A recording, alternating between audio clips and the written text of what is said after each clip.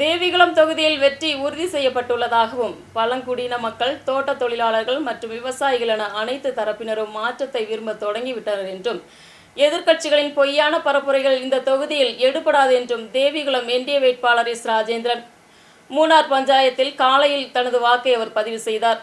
മണ്ഡലത്തിൽ വിജയപ്രതീക്ഷയാണ്. വിജയിക്കും, സംശയമില്ല. ആദിവാസി മേഖലയും തോട്ട മേഖലയും കാർഷിക മേഖലയും ഒരുപോലെ മാറ്റങ്ങൾ ആഗ്രഹിക്കുന്നു. കള്ളപ്രചരണങ്ങളൊന്നും ഏക്കത്തില്ല.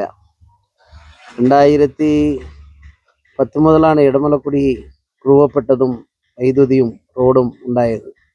2021 ശേഷമാണ് പഞ്ചായത്ത് വന്നതുപോലെ പ്രവർത്തനം വന്നതുപോലെയൊക്കെ ചിലർ പ്രചരിപ്പിക്കുന്നുണ്ട്. എന്തായാലും അതുപോലെയുള്ള, ഞാൻ പറഞ്ഞത് അതുപോലെയുള്ള കള്ളപ്രചരണങ്ങളാണ് പറയുന്നത്. അതുകൊണ്ട് ജനങ്ങൾ അതൊന്നും ആഗ്രഹിച്ചതല്ല, മാറ്റങ്ങളാണ് ആഗ്രഹിക്കുന്നത്. മോഡിയുടെ വികസനവും BJPയുടെ ഇടപെടലും നമ്മുടെ മണ്ഡലത്തിൽ അതിയായ ഗുണം ചെയ്യും. വളരെയേറെ വിനോദസഞ്ചാരത്തിനും വനംവകുപ്പിൻ്റെ പ്രശ്നങ്ങളിലും എല്ലാം ഇടപെടും.